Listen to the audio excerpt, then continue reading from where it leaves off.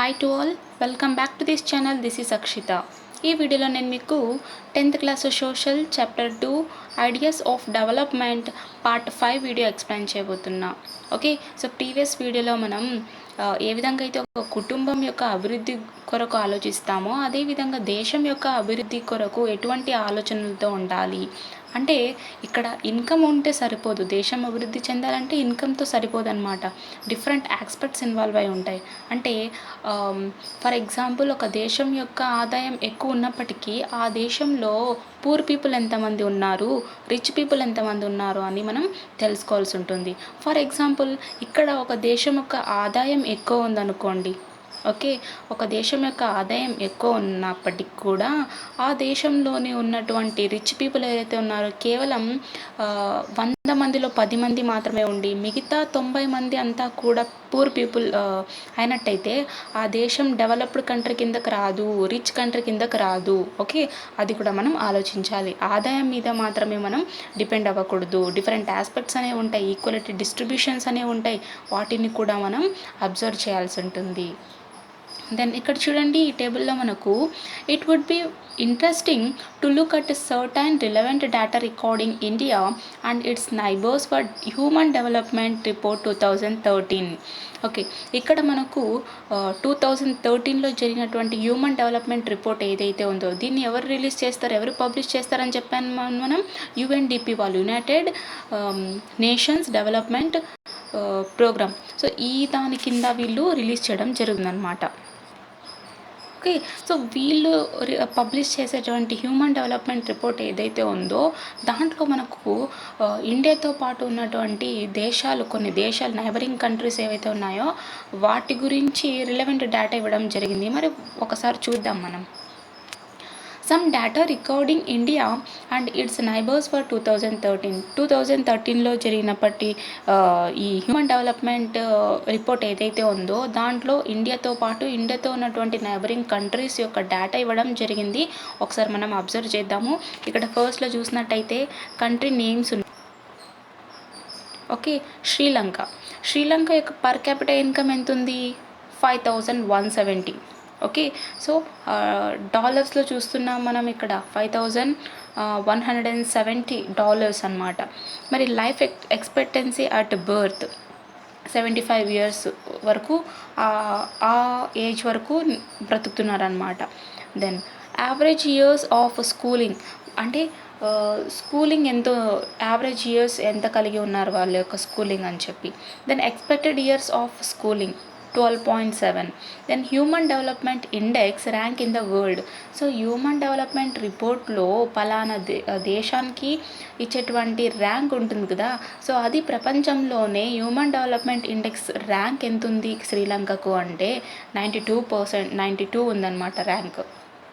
Okay, and next మన India యొక్క per capital income ఎంత ఉంది? $3,285 మాత్రమే ఉంది. అంటే కంపేర్ టు శ్రీలంక మన ఇండియా కన్నా చాలా చిన్న దేశం అయినప్పటికీ కూడా సో దాని యొక్క ఆదాయం ఎక్కువగా ఉంది. కానీ మన భారతదేశం పెద్దది, ఏరియా వైజ్గా 7th ర్యాంక్ అని చెప్పుకోవచ్చు, అండ్ ఇటు పాపులేషన్లో కూడా 2nd ర్యాంక్ అని చెప్పొచ్చు. కానీ ఆదాయం మాత్రం ఎంత ఉంది? $3,285 మాత్రమే ఉంది. అదేవిధంగా లైఫ్ ఎక్స్పెక్టెన్సీ అంటే దగ్గర 65 years వరకు ఆ విధంగా. మరి స్కూలింగ్ 4.7, ఇక్కడ కూడా తగ్గిపోయింది. And then expected years of schooling 10.7. మరి దీని యొక్క ర్యాంక్ ఎంత అంటే వరల్డ్లోనే హ్యూమన్ డెవలప్మెంట్ ఇండెక్స్ ర్యాంక్ ఎంత అంటే ఇండియాకు 136. ఎప్పుడు దేని ప్రకారంగా? 2013 ప్రకారంగా. అండ్ నెక్స్ట్ పాకిస్తాన్ విషయానికి వస్తే, okay, so Pakistan 2,566 per capital income and అదేవిధంగా 146 rank. Next Myanmar 149, Bangladesh 146, Nepal 157. ఈ విధంగా ఉంది చూడండి ఈ ఇండెక్స్ మనం చూస్తున్నట్టయితే. యాక్చువల్గా మన భారతదేశం ఏదైతే ఉందో ఇదిగోండి ఈ విధంగా.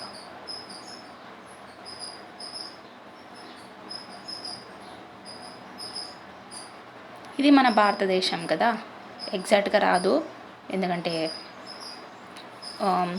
దీంట్లో అంత ఈజీ కాదు కాబట్టి ఇదంతా కూడా మనకు తెలుసు. ఇదంతా కూడా సౌత్ ఇండియా.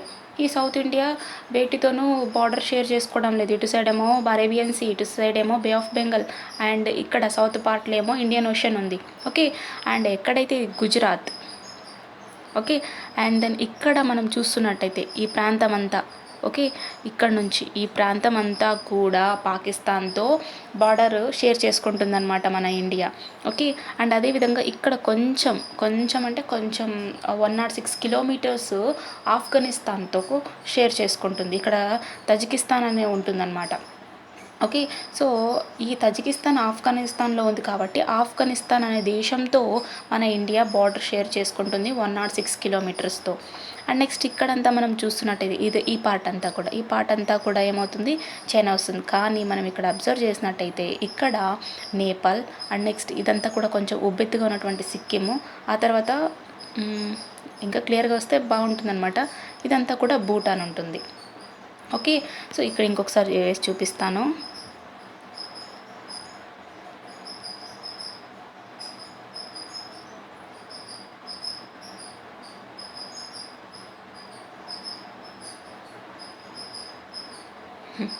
ఓకే, ఇదంతా కూడా నేపాల్. ఓకే, ఇదంతా కూడా నేపాల్, ఇదంతా భూటాన్ వస్తుంది. ఓకే, ఇది భూటాన్, నేపాల్తో షేర్ చేసుకుంటుంది, భూటాన్తో షేర్ చేసుకుంటుంది. ఇక్కడ చిన్న ఉబ్బెత్తుకున్నటువంటిది సిక్కిం మన ఇండియాలోనే ఉంది. అండ్ అదేవిధంగా ఇదంతా కూడా బంగ్లాదేశ్ అనమాట. ఇక్కడంతా కూడా బంగ్లాదేశ్ ఉంటుంది, దాంతో షేర్ చేసుకుంటుంది. అండ్ దెన్ ఇదంతా కూడా చైనా అనమాట. ఇక్కడంతా కూడా చైనా. అంటే ఎక్కువ ఏ దేశంతో మన ఇండియా బార్డర్ షేర్ చేసుకుంటుందంటే బంగ్లాదేశ్తో ఎక్కువ బార్డర్ షేర్ చేసుకుంటుంది అనమాట.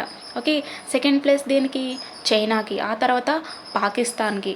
ఓకే, ఈ విధంగా ఇండియా నైబర్ కంట్రీస్తో ఏ విధంగా షేర్ చేసుకుంటుందో బార్డర్ మనం చెప్పేసుకున్నాం. హెచ్డిఐ, ఇక్కడ హ్యూమన్ డెవలప్మెంట్ ఇండెక్స్ అని చెప్పుకున్నాం కదా. Yes, HDI stands for human development index. HDI ranks in above table are out of 177 countries in all. అంటే మన ప్రపంచంలో ఉన్నటువంటి 177 కంట్రీస్ ఏవైతే ఉన్నాయో వాటిలో వచ్చినటువంటి ర్యాంక్స్ ఇవి. మన ఇండియాకి ఎంత వచ్చింది, ఇక్కడ 136 వచ్చింది. ఓకే, సో ఇది హ్యూమన్ డెవలప్మెంట్ ఇండెక్స్ అన్నమాట. Next life expectancy at birth అంటున్నాం.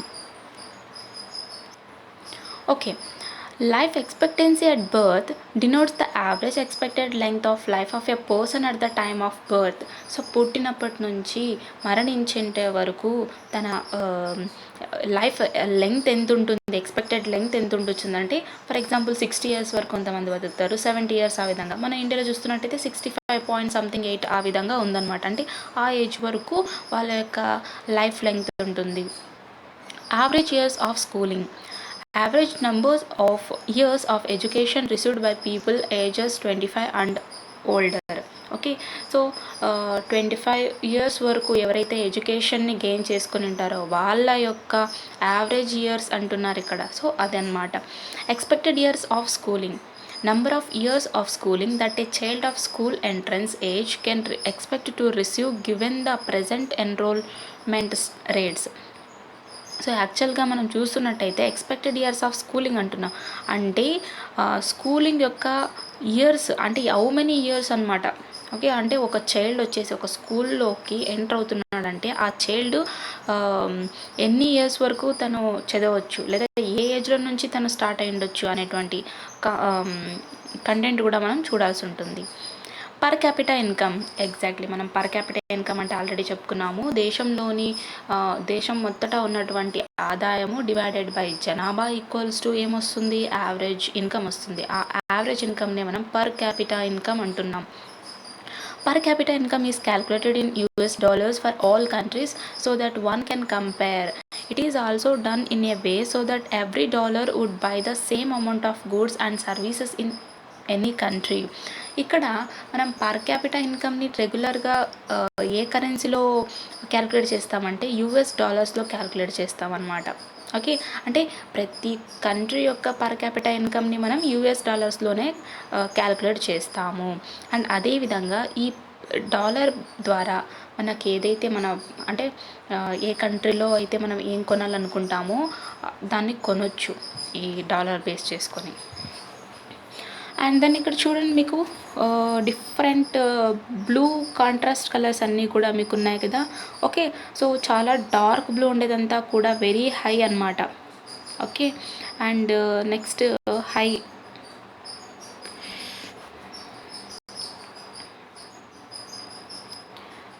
నెక్స్ట్ చాలా లైట్ స్కై బ్లూ ఉండేటివంతా కూడా నో డేటా అన్నమాట. ఓకే, సో పలానా దేశానికి చెందినటువంటి ప్రాంతానికి చెందినటువంటి డేటా సరిగ్గా లేకపోవడం అని అర్థం. Isn't it surprising that a small country in our neighborhood, Sri Lanka, is much ahead of India in every aspect, and a big country like ours has such a low rank in the world? Table 5 also shows that though Nepal has less than of the per capita income of India, it is not far behind India in educational levels. In terms of life expectancy at birth, it is in fact ahead of India. సరే, ఇక్కడ మన ఇండియాతో ఉన్నటువంటి neighbourhood countries ఏవైతే ఉన్నాయో అవన్నీ కూడా చిన్న చిన్న కంట్రీసే అనమాట వెన్ కంపేర్డ్ టు ఇండియా. కానీ చైనా చిన్న కంట్రీ కాదు. చైనా ఏరియా వైజ్గా కానీ పాపులేషన్ వైజ్గా కానీ ఫస్ట్ ప్లేస్లోనే ఉంది. ఓకే, కానీ ఏరియా వైజ్గా రష్యా కదా ఉండేది అనే ఆలోచన వస్తుంది. ఎగ్జాక్ట్ ఏరియా వైజ్గా రష్యానే ఉంది. ఓకే, కానీ ఏషియాలో ఉన్నటువంటి ఈ కంట్రీస్ ఏవైతే ఉన్నాయో అందులో పాపులేషన్ ఎక్కువ కలిగినటువంటి కంట్రీ ఏంటి అంటే చైనా అనమాట. సెకండ్ మన ఇండియానే వస్తుంది. అదేవిధంగా చైనా కాకుండా Pakistan, Bangladesh, okay, and next Afghanistan కావచ్చు, నేపాల్ కావచ్చు, భూటాన్ కావచ్చు, ఇవన్నీ కూడా ఇండియాతో కంపేర్ చేసుకుంటే స్మాల్ కంట్రీస్ అనే చెప్పొచ్చు. బట్ శ్రీలంక కూడా చూడండి, శ్రీలంక కూడా చిన్న కంట్రీనే. అయినప్పటికీ కూడా ఇండియా కంటే శ్రీలంక యొక్క ఇన్కమ్ చాలా ఎక్కువగా ఉంది. ఇప్పుడు మనం రీసెంట్గా టేబుల్ 5లో చూసాం కదా. టేబుల్ 5లో అదేవిధంగా చూసుకున్నట్టయితే నేపాల్కు చాలా తక్కువ ఉందన్నమాట పర్ క్యాపిటల్ ఇన్కమ్ ఇండియాతో కంపేర్ చేసుకుంటే. కానీ ఇండియా ముందు ఎడ్యుకేషనల్ లెవెల్స్లో మాత్రం నేపాల్ తక్కువ లేదు. సి ఏ విధంగా ఉందో. Okay, then many improvements have been suggested in calculating HDI, and many new components have been added to the Human Development Report. But by prefixing human to development, it has made it very clear that what is happening to citizens of a country is more important in development. People, their health and their well-being are most important. Okay, for example ఇప్పుడు మనం HDI calculation చేస్తూ ఉంటాం. అంటే human development index ఏదైతే ఉందో దీన్ని calculate చేస్తున్నటువంటి సిచ్యువేషన్లో మనం కొన్ని ఇంప్రూవ్మెంట్స్ని ఫాలో చేయాల్సి ఉంటుంది. అంటే కొన్ని ఇంప్రూవ్మెంట్స్ని సజెస్ట్ చేయాల్సి ఉంటుంది. ఏ విధంగా అంటే హ్యూమన్ డెవలప్మెంట్ రిపోర్ట్ కొరకు ఎటువంటి కాంపోనెంట్స్ని మనం అంటే ఎటువంటి ఫ్యాక్టర్స్ని ఇన్వాల్వ్ చేయొచ్చు, ఎటువంటి కొత్త కొత్త కాంపోనెంట్స్ని మనం యాడ్ చేయొచ్చు అనేటువంటి పాయింట్లో కూడా మనం చూడాల్సి ఉంటుంది. కానీ మనం హ్యూమన్ నుంచి డెవలప్మెంట్ అనేటువంటి దాన్ని అంటే హ్యూమన్ నుంచి డెవలప్మెంట్ వరకు వెళ్తున్నాం. అంటే టోటల్గా ఎవరు ఉన్నారు ఇక్కడ దేశంలో? ప్రజల యొక్క కదా దీన్ని రిపోర్టు హ్యూమన్ డెవలప్మెంట్ రిపోర్ట్ అంటున్నాం. మరి ప్రజలు లేకుండా డెవలప్మెంట్ జరుగుతుందా అంటే నో. సో కాబట్టి మనం హ్యూమన్ నుంచి డెవలప్మెంట్ అనేటువంటి ఈ ప్రీఫిక్సింగ్ ఏదైతే ఉందో దీన్ని ముందుగా మనం క్లియర్గా అర్థం చేసుకోవాల్సి ఉంటుందన్నమాట. అంటే దేశం యొక్క పౌరులు చాలా ఇంపార్టెంట్ డెవలప్మెంట్లో అని తెలుసుకోవాల్సి ఉంటుంది. అదేవిధంగా ప్రజల యొక్క ఆరోగ్యం కావచ్చు, ఇవన్నీ కూడా మనం ఇంపార్టెంట్ ముఖ్యంగా గమనించాల్సినటువంటి aspects. Development as progress over time. Okay, so development అనేది ఒక అభివృద్ధిగా ఒక ప్రోగ్రెస్గా మనం చూడాల్సి వస్తే సో చూద్దాం అది ఏ విధంగా అనేది. Some countries are ahead of others in terms of human development indicators. Similarly, some states have better indicators of human development, though within a state there may be variations. Some districts may be more advanced than others. Remember, comparison and ranks have little use by itself. They are only useful if these indicators can make us think in meaningful ways as to why or some so behind the others. Okay, for example ఇప్పుడు మనం కొన్ని countries విషయానికి వస్తే, okay, so కొన్ని countries ఇతర countries కన్నా అన్నిటిలో ఎక్కువే ఉంటాయి. Okay, for example human development ఇండికేటర్స్లో చెప్పుకున్నాం అనుకోండి, మిగతా కంట్రీస్తో కంటే కొన్ని కంట్రీస్ పై ఎత్తులో ఉంటాయన్నమాట. అదేవిధంగా హ్యూమన్ డెవలప్మెంట్ అనేటువంటి ఈ ఇండికేటర్లో కొన్ని స్టేట్స్ కూడా బెటర్గానే ఉంటాయి. మరి అటువంటి స్టేట్స్లో కొన్ని వేరియేషన్స్ని కూడా మనం చూడొచ్చు. ఫర్ ఎగ్జాంపుల్ కొన్ని డిస్ట్రిక్ట్స్ ఉంటాయి కదా, స్టేట్లో ఉన్నటువంటి డిస్ట్రిక్ట్స్ చాలా వరకు అడ్వాన్స్డ్గా ఉంటాయి అన్నమాట. ఎగ్జాంపుల్ ఉత్తరప్రదేశ్ చూసుకుందాం. ఉత్తరప్రదేశ్లో చూస్తున్నట్టయితే రీసెంట్ కరెంట్ అఫైర్స్ గురించి మాట్లాడుకున్నట్టయితే చాలా వరకు ఉత్తరప్రదేశ్ స్టేట్ అనేది కరెంట్ అఫైర్స్లో చాలా వరకు ఇంక్రీజ్ అవుతూ ఉందన్నమాట. ఓకే, అండ్ అదేవిధంగా కేరళ విషయానికి వస్తే, ఈ కేరళ విషయానికి వస్తే మహిళల సంరక్షణలో పింక్ ప్రాజెక్ట్ దీన్ని స్టార్ట్ చేయడం కానీ, అదేవిధంగా కొచ్చిన్ ఏదైతే ఉందో ఈ కొచ్చిన్ని queen city of Arabian sea అని కూడా అంటారు. రీసెంట్గా వాళ్ళు ఒక సోలార్ పార్క్ని ఏర్పాటు చేయడం జరిగింది. ఓకే, దెన్ నెక్స్ట్ ఇంకొక విషయానికి వస్తే ప్లాస్టిక్ పార్క్ ఏదైతే ఉందో, మంగళూరులోని ఉన్నటువంటి ప్లాస్టిక్ పార్క్ ఏదైతే ఉందో, సో ఈ మంగళూరు ఎక్కడ ఉంటుంది? కర్ణాటకలో ఉంటుంది. అంటే కర్ణాటక ఆ విధంగా అభివృద్ధి చెందుతూ ఉంది. ఓకే, మళ్ళీ ఇంకా డిఫరెంట్ ఆస్పెక్ట్స్ మాట్లాడుకోవాల్సి వస్తే సిక్కిం స్టేట్కి వచ్చినట్టయితే సిక్కింని ఆర్గానిక్ స్టేట్ అంటారు. అంటే అక్కడ ఫార్మింగ్ అంతా కూడా ఎక్కువగా ఎటువంటి ఫార్మింగ్ జరుగుతుంది? ఆర్గానిక్ ఫార్మింగ్ జరుగుతుంది. అండ్ రీసెంట్గా అరుణాచల్ ప్రదేశ్లో ఆదివాసుల ఫెస్టివల్ ఒకటి జరుగుతుందన్నమాట. ఆ ఫెస్టివల్లో ఒక కరెంట్ అఫైర్ గురించి మాట్లాడుకోవాల్సి వస్తే కీవీ ఫ్రూట్ ఏదైతే ఉందో ఆ కీవీ ఫ్రూట్ని 100% ఆర్గానిక్ ఫార్మింగ్ చేసి పండించడం జరిగిందనమాట. ఆ విధంగా రీసెంట్గా ఈ కీవీ ఫ్రూట్ అరుణాచల్ ప్రదేశ్కి చెందినటువంటి కరెంట్ అఫైర్ నిలిచింది. ఓకే, అదేవిధంగా రీసెంట్గా పుడుచ్చేరి ఏదైతే ఉందో ఇది సపరేట్ యూనియన్ టెరిటరీ కావాలని చెప్పి డిమాండ్ చేస్తూ ఉంది. అదేవిధంగా గుజరాత్లో మనం గుజరాత్ విషయానికి వస్తే గుజరాత్లో ఈ మనకు మామూలుగా అజయిస్తుంటారు కదా, సో అప్పుడు వాళ్ళు మైక్స్ పెట్టి అజయిస్తుంటారు. అంటే నాకైతే పర్టికులర్గా అదేమో తెలియదు, కానీ అజయిస్తున్నప్పుడు ఆ మైక్స్ సౌండ్కి పక్కన ఉన్నటువంటి సొసైటీ ఏదైతే ఉందో అది చాలా డిస్టర్బ్ అవుతుంది అని చెప్పి, నాయిస్ పొల్యూషన్ దాని కిందకు వస్తుందని చెప్పి గుజరాత్ గవర్నమెంట్కు సంథింగ్ బ్యాన్ చేయాలి, ఇటువంటి మైక్స్ అన్నీ కూడా ఉండకూడదు అని చెప్పి బ్యాన్ చేయాలని చెప్పి రీసెంట్గా వార్తల్లో నిలిచిందనమాట. అండ్ ఇంకొక విషయానికి వస్తే రీసెంట్గా కర్ణాటకలో ఉడిపి ప్రాంతం ఏదైతే ఉందో అక్కడ ఈ అమ్మాయిలు హిజాబ్ ధరిస్తారు కదా, అంటే ఈ బురకా మాదిరిగా ఫేస్ అంతా కూడా కవర్ చేసుకొని ఆ హిజాబ్ ఏదైతే ధరిస్తారో దాన్ని నిషేధించాలి, దాన్ని వేసుకొని స్కూల్స్కి కాలేజెస్కి రాకూడదు అని చెప్పి రీసెంట్గా ఒక న్యూస్ కూడా డిబేట్ జరుగుతూ ఉందన్నమాట. అంటే ఈ విధంగా ఒక్కొక్క ప్రాంతానికి ఒక్కొక్క అంశంలో చాలా వరకు పేరు ఉంటుంది. ఆ విధంగా ఇతర డిస్ట్రిక్ట్స్తో కంపేర్ చేసుకుంటే కొన్ని డిస్ట్రిక్ట్స్ వచ్చేసి చాలా అడ్వాన్స్డ్గా డెవలప్ అవుతూ ఉంటాయి అన్నమాట. Remember, comparison and ranks have little use by itself. They are only useful if these indicators can make us think in meaningful ways as to why or some so behind the others. Okay, so ఇక్కడ మనం again కంపారిజన్కి వచ్చినా, okay, లేదా rank విషయానికి వచ్చినా ఇవి just ranks comparisons ఇవన్నీ కూడా చిన్నగా కనిపించవచ్చు, కానీ దాని వెనుక ఉన్నటువంటి ఆస్పెక్ట్స్ చాలా ఎక్కువగానే ఉంటాయి. ఇక్కడ మనం ఇంకొక టాపిక్ ఏంటి అంటే ఈ ఇండికేటర్స్, ఒకవేళ మనం ఈ ఇండికేటర్స్ని మీనింగ్ఫుల్ వేస్లో ఇతర దేశాల ముందు విధించామనుకోండి, కొన్ని ఆస్పెక్ట్స్లో కొన్ని దేశాలు వెనకబడిపోతాయి అన్నమాట. ఈవెన్ ఇన్కమ్ అంటున్నాం, ఇన్కమ్ ఎక్కువ ఉన్నప్పటికీ కూడా ఆ దేశంలో ఉన్నటువంటి ప్రజలు చాలా వరకు పూర్ పీపుల్ అయినట్టయితే ఆ దేశం రిచ్ కంట్రీ కిందకి రాదు కదా. సో ఆ విధంగా మనం ఆలోచించాల్సి ఉంటుంది. Low performance on any of the human development indicators is a sign that certain aspects of people's lives needs more attention. Alternately, we could ask why are some ahead of others? Say, why are many more children in Himachal Pradesh going to school on an average than in other states? Okay, సరే.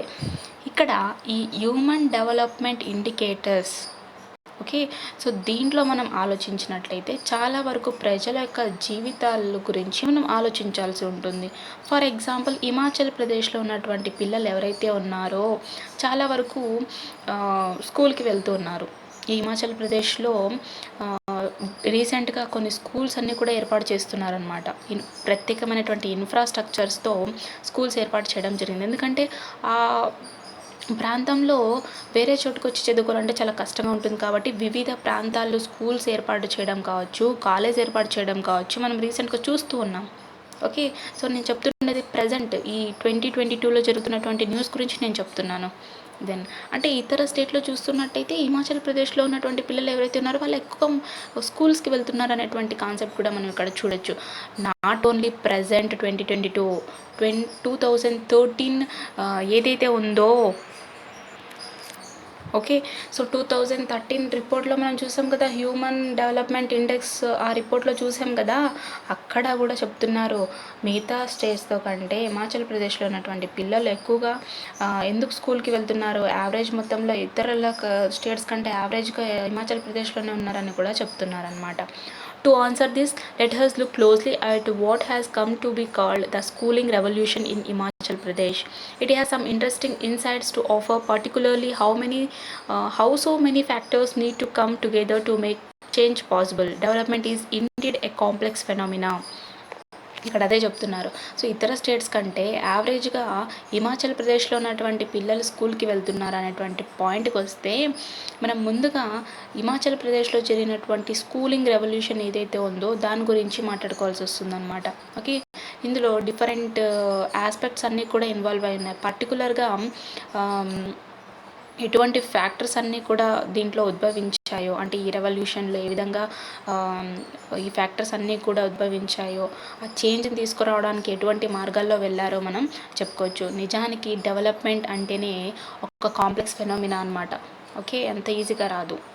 At the time of Indian independence, like most other states in India, Himachal Pradesh had very low levels of education.